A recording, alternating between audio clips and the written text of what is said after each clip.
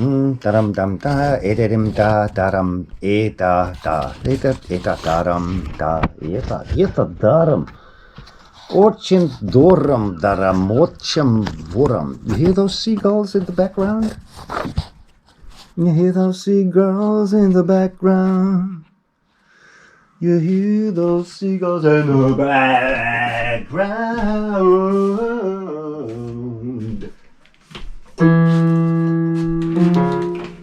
You hear that seagull in the background? The background, the background, the background, the background.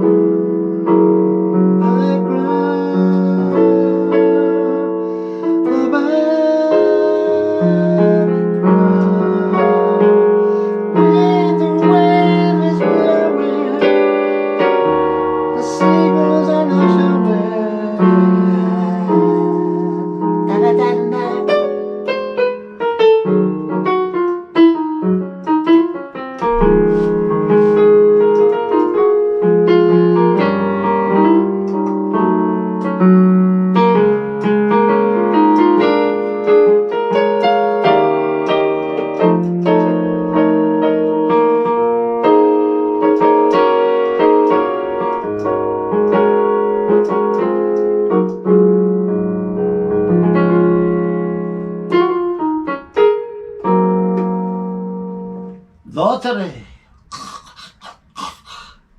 Forten,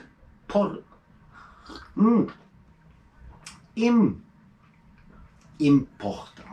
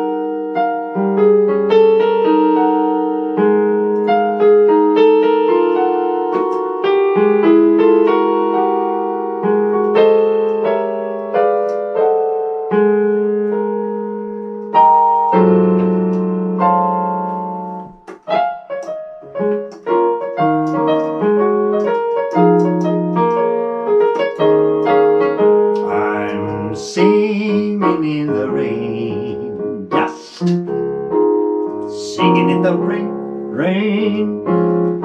You know what I mean, that rain, the rain of the sun. I'm happy again.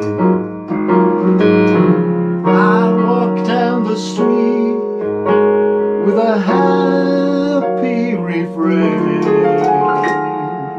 I don't know what that means, but I'm meeting a friend.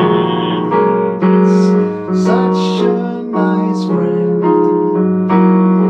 I'd like to befriend that friend till the end, as the sun goes down, which is now.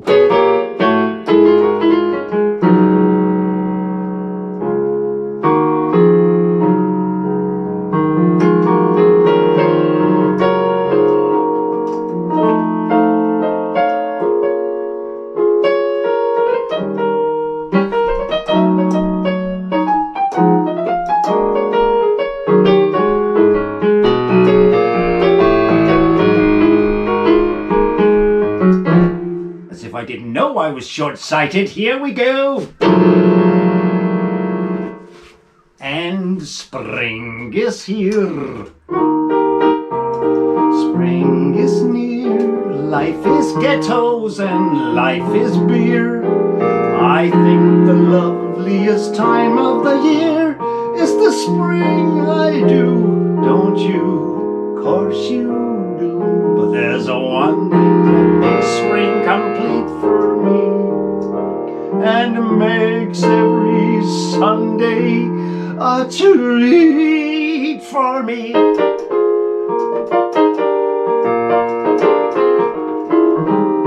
All the world seems in tune on a spring afternoon as we're poisoning pigeons in the park.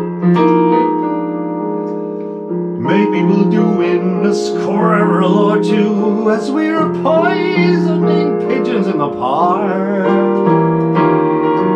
We'll murder in all amidst laughter and merriment, except for the few we take home for experiment. And I don't remember the last words of this song, 'cause I haven't played for a long time this song. What I would like to tell you now is that I have had an experience of several times of the thing about singing. And first it was my brother who was able to put his voice into an almost hysterical level. And then he was able to do this. Ah! And I knew back then, I could feel what it was. We had an aunt, which was just our mother's friend, but she sang with a quite unique voice, which was similar to but quickly, you know,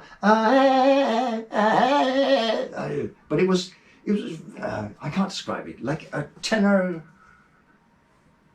You know, take the Peugeot, not Peugeot, in fact, the Peugeot that Lieutenant Colombo is driving. And that's the kind of voice she had. It was an old, well-functioning model, but there was something unique about it, very unique, and it was not very. It wasn't even unpleasant. It was very pleasant. It was just a little bit loud. Anyway, so my brother, he made this parody of her, I thought at the time. And it's like, and then this vibrato is supposed to be very quick. Like Mozart, you know, his. So it's like, you know, I knew it was entangled with or connected to the feeling, and I've just had an experience today. Today I was riding a bicycle, and as usual, when I'm riding a bicycle in Denmark,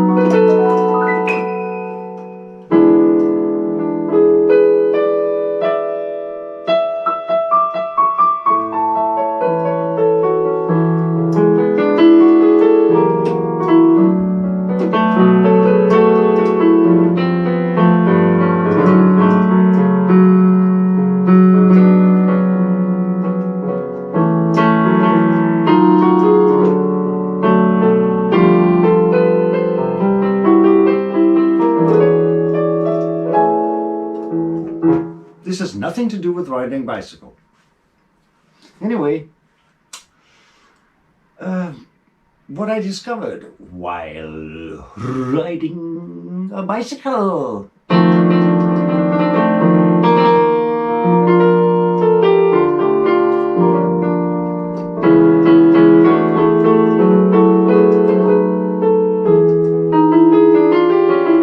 has nothing to do... Wait. Oh yes, the bicycle. Well, I was singing on the bicycle. Yes, I was. I was riding a bicycle, I was singing, and I found out that because I was very happy about something, that little joy spread into my body physically, and that made it possible for me to sing like a little bit like that. It doesn't sound like that.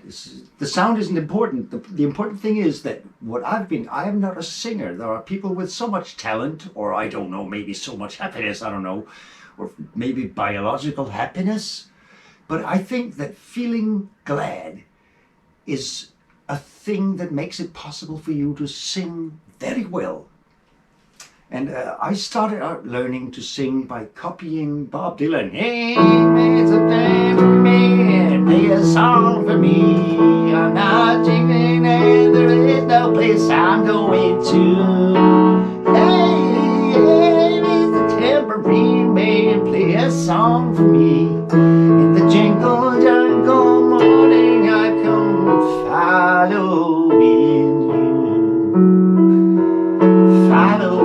you. And then later on I was interested in Crosby, Stills, Nash and Young for obvious reasons, you know. Wait up.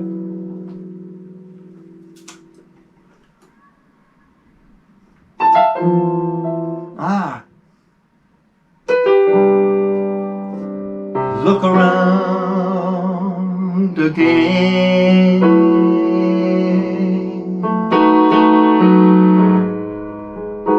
It's the same old circle. You see, it's got to be. Oops. It says right here on page 43 that you should. Whoops. Never mind that. David Crosby. And I knew that back then I could make my voice sound as if it had a vibrato or a happiness. So I started doing this. Ha. It's past the blind, lead the blind.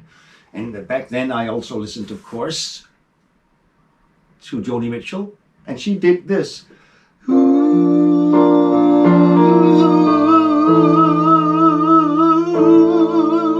Something like that. And she also had this high, high, high in the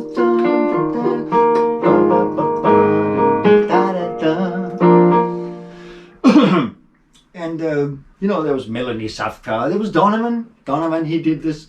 Then comes a hurdy-gurdy man, and he's singing his songs of love. And so learning how to sing if you haven't got a physical voice talent is, in my experience, going on. So I'm not quitting my day job.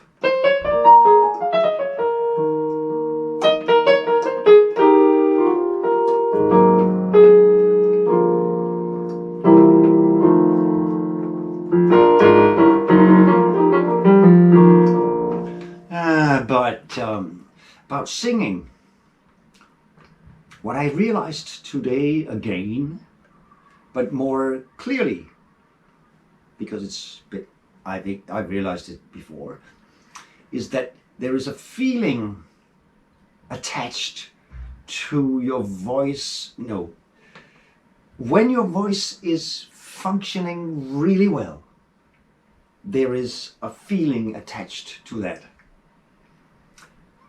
And it could be one of several, because I've experienced it with what's it called, being nervous really. does it. No. When I'm nervous in the right amount, I feel okay, these songs are gonna work, but I'm nervous because there's an audience and I'm a fuck. Not a professional, as you can tell by how I play.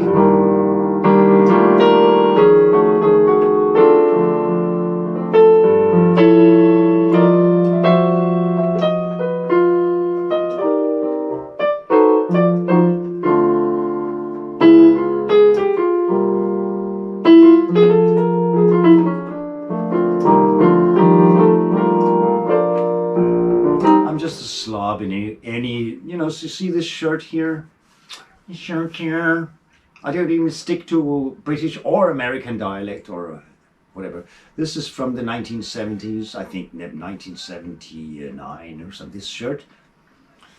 So you can pull threads out of the sleeves if you want to, anywhere at random. I'm a slob, so playing piano, I play sloppily. So what was I talking about? Singing. You know, that's not because of sloppiness, because if I ever played an instrument, it was this one. Because I started singing when I was 4 and my brother was telling beautiful, wonderful, exciting stories when we were about to go to sleep, all of us, the 3 of us, my sister, my brother, and I. And he was 5 years my senior, so he was able to tell to his 2 years older sister and my 7-year-old older sister, and to me, these stories about the big cars and the small cars. And the big cars were intelligent and bright and they were making everything work. And the small cars, I mean, were making everything function. They were practical, they were small, they were handy, they were working. Just like that. What's your problem? Wir schaffen das. And then there were the big cars, were all about being big. Well, we're all about being big. And so, of course, there was a conflict. There was fights, battles, wars, and it was intense. And so after that, you know, I felt sort of liberated because he was just doing that out of his mind, right? And at that time, he was starting to listen to Elvis Presley. And so I had a little teddy bear this size. I think it was this size, but I was this size, so maybe it was this size. I don't know. And this teddy bear. So I told my brother and my sister, I said, okay, my bear has made a song. And I started going, where you way, then the way, had the way. No, it wasn't syncopated. It wasn't. It was just where you where, where you are. Where. It wasn't that structured either. It was pretty primitively, of course. But I wanted to do that because I loved Elvis Presley, of course. Oh, and decades later, somebody threw out this LP-sized thing, which was cardboard, and there were 5 CD slots in it. And 3 of the CDs were still there, and those were the oldest of the thing. It was a compilation of Elvis's first work, and I guess the person who threw it out liked the later stuff, and I liked the previous stuff, the 3 that, yes, you know, and he was really rocking it. Elvis Presley, not the one, you're always on my mind. You're always on my mind. I'm not a fan of what's he called? The one with the California blues. I don't, you know, one of the traveling Filberries, what are they called? Traveling wheelberries. Or was it Wilburys? Anyway, I'm not a fan of Roy Orbison is his name. Anyway, in my ear, it's because he's like Elvis was doing in the late period. He is running his voice with his mind. This calculation and when Joni Mitchell does that, I like it because she's doing it. She's not doing it to please people. She's doing it for a weird reason I never understand. I don't know that anybody ever addressed this.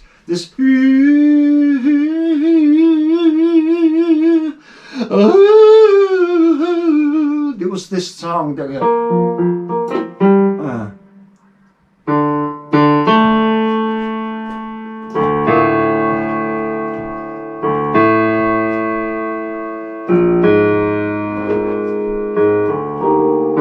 was a rainy night. We took a taxi to your mother's. I better put this in a different key because I can't explain it there. Come on, what are we doing here? It was a rainy night.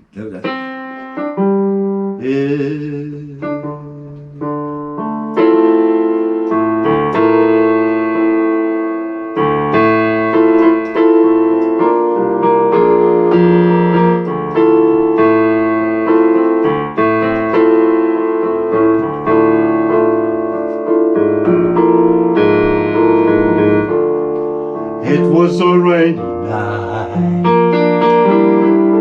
We took a taxi to your mother's home. She went to Florida and left you with your father's gun alone. You were a holy man in the FM radio. You stayed up all the night and you watched me just to see who in the world I might be. Who in the world? And then she comes with this B part.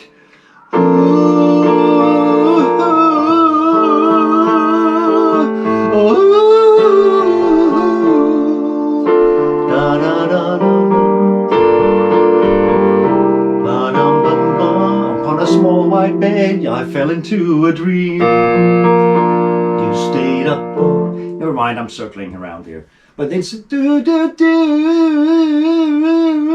That's definitely, you know, there's a mind controlled by the voicing there. It's not just meh, like shit from a cough. No, this is run by the mind, and if the mind is doing it to resemble something, it's bad. If the mind is doing it to express something, it's good.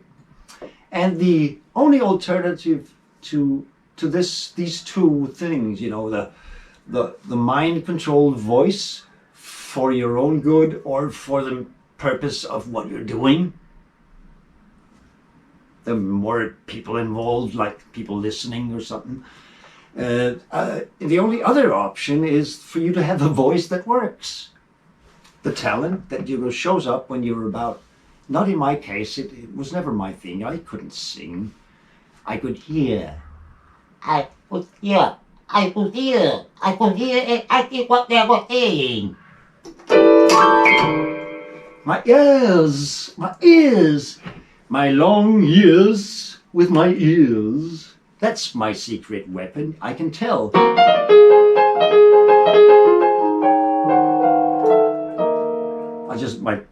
You know, the sausages are slow, probably because of too much flesh. I mean, bacon. But singing is, you know, I was going to the alternative, and it's having a talent. And what I was going at in the beginning of this was that, you know, there's some people who just has it physically, but I believe you can reach it mentally because of what I mentioned. My brother going, ah. No, that's not how I said. Ah. It sounded like a laughter. I can imitate it, but it's not right. Ah. Ah. But it was where this is going, his was going woof, woof, woof. You know what I mean? It was driven by a certain muscular thing up here that happens when you're happy. And what I'm getting to the point and that is that I was feeling happy the last time I experienced that way of singing. It's just, if I walk in a forest and I sing, it's working, on a scale of 1 to 10, it's working about a 7 or even 8 or 9.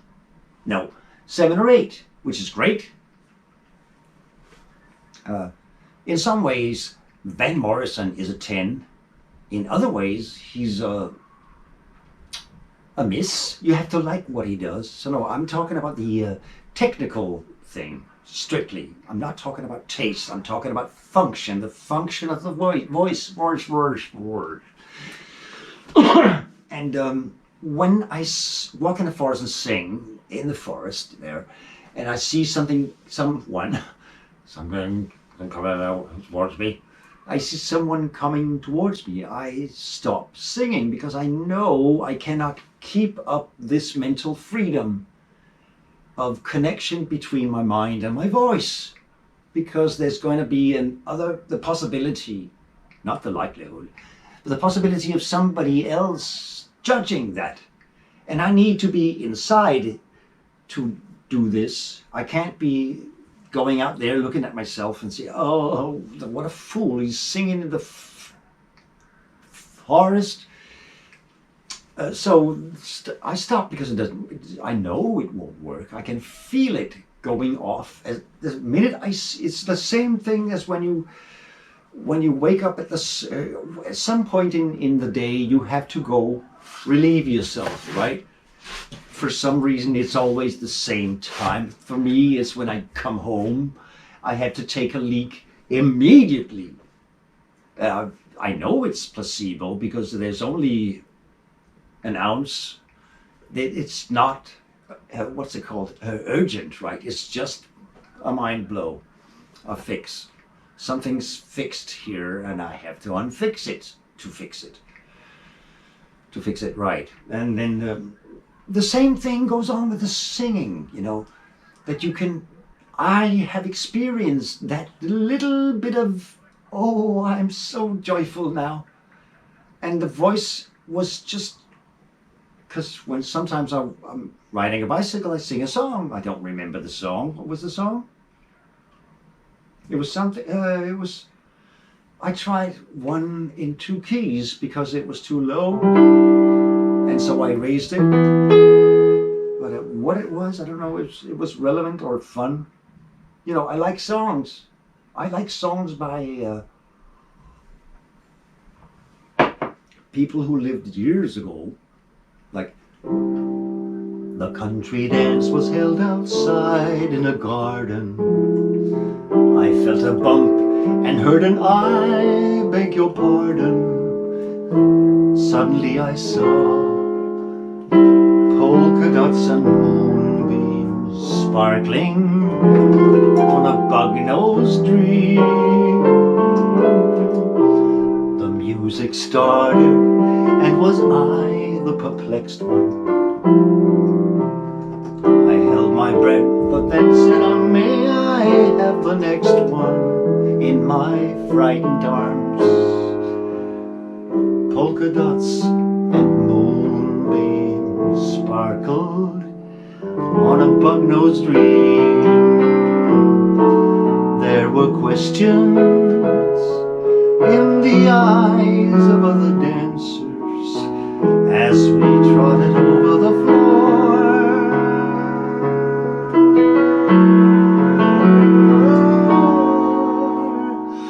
There were questions, but my heart knew all the answers, and perhaps a few things more. Now, in a cottage made of lilacs and laughter, I know the meaning of the ever after, and there'll always be polka dots and moonbeams when I kiss the bug-nosed dream.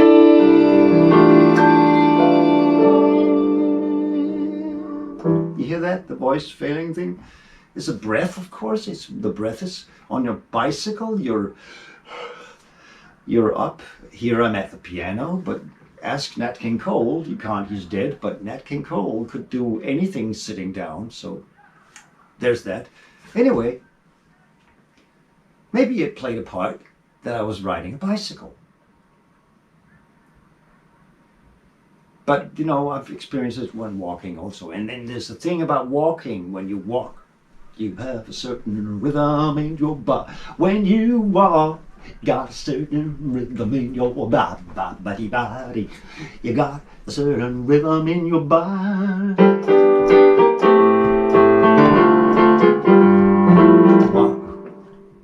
You got a certain rhythm in your body.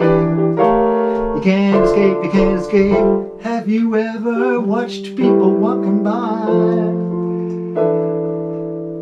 I have, and I know why. I love the differences. I love how everybody's doing the same, but everybody's got their own frame. Nobody's like someone else or anyone else.